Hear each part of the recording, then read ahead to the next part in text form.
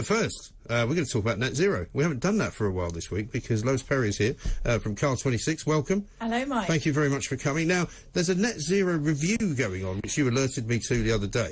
Yeah. What exactly is that, then? Right, so Chris Skidmore, who's been put in charge of looking at the whole net zero stuff by this trust, is actually doing a consultation. It's called a consultation, but, you know, and he wants the public to send in their views about net zero. Right. So I'd like your viewers to send in their views about net zero. Well, this is a great opportunity, isn't it, for those people who are certainly going to question the efficacy of doing it, because the thing that I find difficult, and I've actually this is one of our viewers here, Jill, says this: what's the point of a consultation on net zero? The first question will be, do you want net zero, or do you want millions of people to die due to famine? And after that, every question will be written in such a way it will look like your answer support net zero. Yeah, but the unfortunate thing is, Mike, the way that it's been phrased is net zero is enshrined in law, which it is because the Climate Change Act, which I think should be repealed, and so it's happening anyway. Right. So how do you think it's best for us to get to net zero? It's completely disingenuous. So that's going to be the question? That's the question. The whole thing is a complete and utter sham, but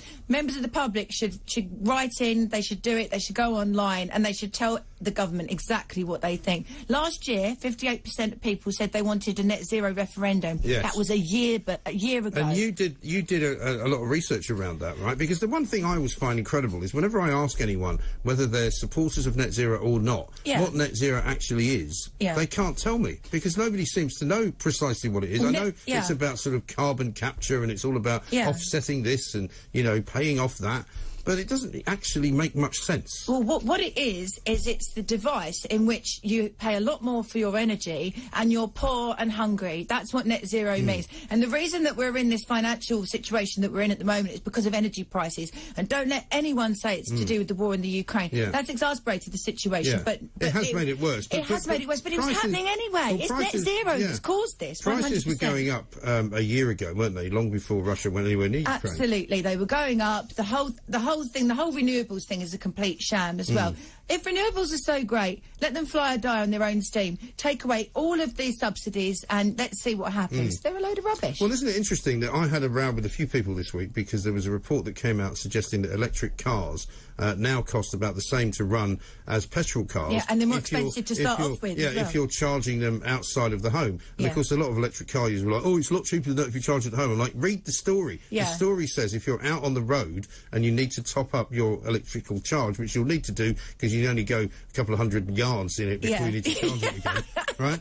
Especially if you've got the air conditioning and the radio I'd never date a man with an electric car. Well, you never want to be abandoned in some wrong part of the country, do you? The point is, it's now 19 pence a mile to charge your electric car at one of those, you know, charging points somewhere in the country. You know how much it is to drive a petrol car? 20p. It's one penny more. So and it's if you not take away all the subsidies and all the taxes, actually, it's more expensive. It would be much more expensive. And also, it was Volvo that did a report that showed that actually, if you believe in the CO2 myth about causing climate change, which I don't, and a lot of people don't, even with that taken into account, it was much more CO2 intensive to actually make one of these electric cars. You can't replace the battery, or you can, but it costs the same as buying a new car. The whole thing is absolutely ridiculous. We need to be fracking. The thing that really worries me about Chris Skidmore is he's done this statement and everything saying that he doesn't really believe in fracking, not really, because he doesn't think it's going to make a difference. Well, tell that to the Yanks, who've been net exporters of energy now, and before they were importers. It's been 8 years, and they've been, you know, they've been fracking, and they're doing so well. Well, they're much more self-sufficient, aren't they? They pay an eighth for their energy as we do. But it's interesting. I mean, I was talking to, again, some people, because this all came into effect yesterday with Liz Truss when she was asked by BBC Lancashire, you know, what, you know, consent to fracking actually would look like, and she couldn't really answer them.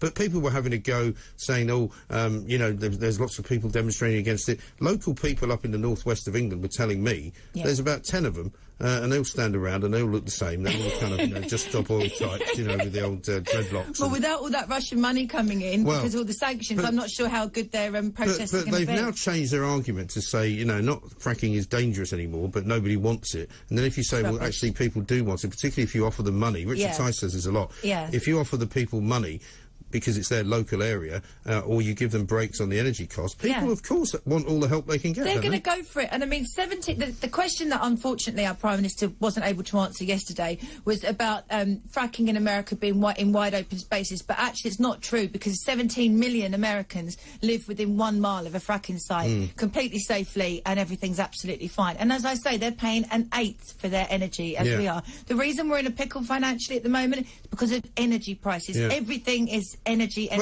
Look at what's happening in places where they've relied on renewables. For example, in California, they're going to have rolling blackouts over the course of the winter, partly because of the fact that so many people drive electric cars. We're looking at blackouts here. Well, there are going to be blackouts certainly in Germany. There's certainly likely to be them in France. We're told by this government that there will not be blackouts. Well, this morning, apparently, Liz Truss said, we did a tweet, CAR26 tweet today, we're talking about the fact that they are looking at ways, the civil service are looking at ways for us to reduce our energy consumption this winter to avoid blackouts. So there are discussions going on about it. This is also unnecessary. And then you've got Chris Skidmore talking about, hey, let's get to net zero. What a load of nonsense. I mean, he says here, right, this is his particular petition, isn't it? This is the first stage of the rapid 3-month review by the former energy minister, which is him, examining how the country's legally binding net zero 2050 target can be met. I mean, these are the people that, I mean, they can't even tell what the weather's going to do tomorrow. They're talking about 2050, by which time I'll certainly be dead.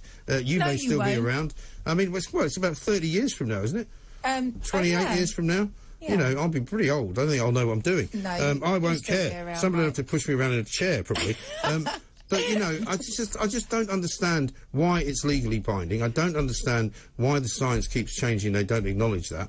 And no, I don't they won't understand. Look at the science. No, they say follow the science. They say look at the science. They say they've got science. There's no such thing as the science. I mean, you and I know science changes in the very nature of science, that it needs to be examined. But we've been campaigning for this since the beginning. A pause and review. Have 10 years where we look at all the science, look at the cost-benefit analysis, and actually work out whether it's worthwhile. We know the answer to that already. We certainly do.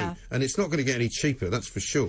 Well, Lois, I'm sure you'll continue fighting the good fight. Thank you very much indeed. That's all right. We've got more to do, including some crumble, apparently. Ian Collins will be here at 1 o'clock, of course. I'll be back tonight. I haven't mentioned this on the talk at 9 o'clock, in case you're looking for even more of me. Coming up next, though, it's time for the news.